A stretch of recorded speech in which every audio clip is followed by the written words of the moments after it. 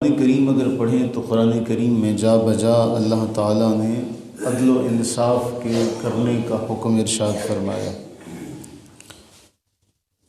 اور ایک موقع پر فرمایا کہ اگر میاں بیوی کے درمیان جھگڑا ہو جاتا ہے تو ایک حکم لڑکی والوں کی طرف سے مقرر کیا جائے اور ایک حکم لڑکے والوں کی طرف سے مقرر کیا جائے۔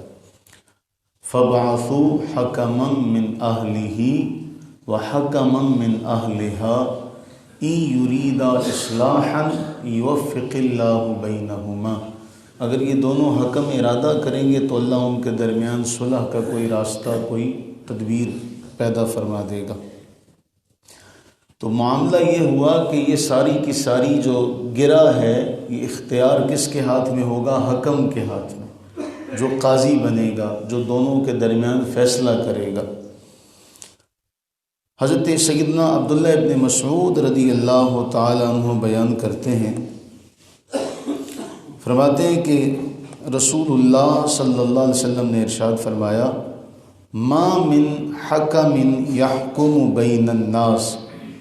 اب مطلقاً بات ہو رہی ہے کہ کوئی بھی شخص، چاہے وہ میاں بیوی کے درمیان تصفیہ کرا رہا ہو، ان کے درمیان سرپنچ بنے، یا دو جھگڑوں کے درمیان، دو لوگوں کے درمیان فیصلہ کروائے، سرپنچ بنے، جس طرح پنچایت میں ہوتا ہے، کوئی بھی شخص جو لوگوں کے درمیان فیصلہ کروانے والا ہو، چاہے وہ حکومتی سطح پر ہو، قاضی لگ جائے، جج بن جائے، یا عام محلے کی سطح پر ہو، فرمایا کوئی بھی ایسا بندہ جو لوگوں کے درمیان فیصلے کرتا ہو، اس بندے کو الا حبس یوم القیامہ، اسے قیامت کے دن روک لیا جائے گا۔ جو لوگوں کے درمیان فیصلے کرتا ہے اسے قیامت کے دن روک لیا جائے گا۔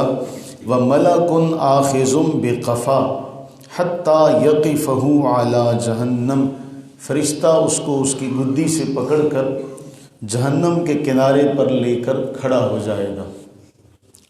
ثم يرفع رأسه إلى الله عز وجل، پھر وہ فرشتہ اللہ تعالیٰ کی طرف سر اٹھا کے دیکھے گا۔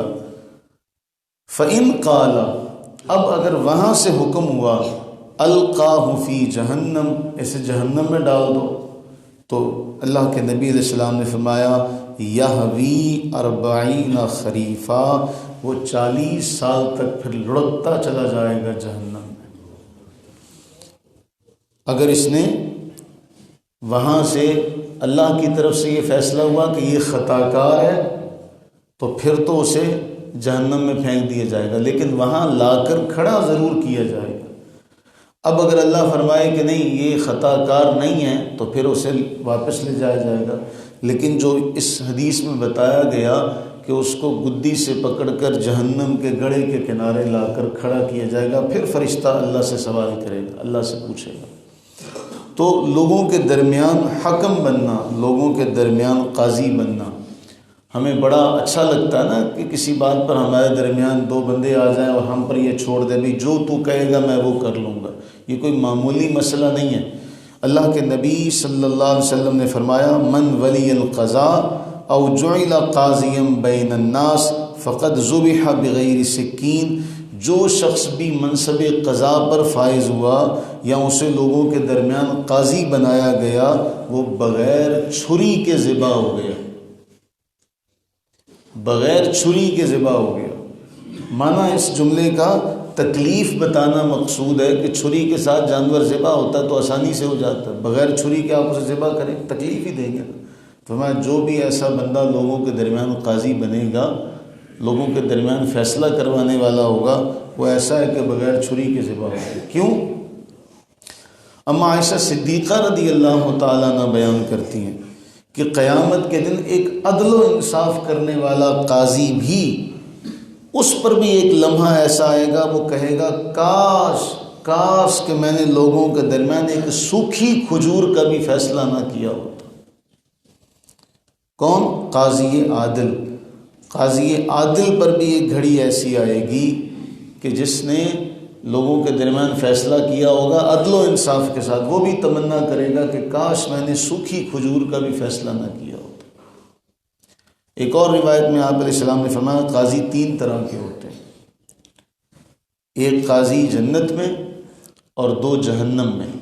آج ہمارا سب سے زیادہ جھوٹ جو ہے وہ یا تو بازاروں میں بولا جاتا ہے یا سب سے زیادہ جھوٹ عدالتوں میں بولا جاتا ہے، جہاں جج کو بھی پتہ ہوتا ہے کہ یہ جھوٹ ہے، جہاں وکیل کو بھی پتہ ہوتا ہے یہ جھوٹ ہے، لیکن وکیل بھی ہاتھ میں تسبیح پکڑے جھوٹ کی وکالت کر رہا ہوتا ہے صرف اپنے پیٹ کو پالنے کی خاطر۔ تو قرآن کریم نے تو یتیم کا مال کھانے والے کے لیے ایک مثال دے کے فرمایا نا، یأکلون فی بطونہم نارا، یہ اپنے پیٹ میں دنیا کا مال نہیں ڈال رہا، آگ ڈال رہا ہے۔ تو پھر یہاں بھی یہی معاملہ ہے، وہ جتنا بھی مرضی اس دنیا سے حاصل کر لیں گے، آخر کار کیا ہوگا؟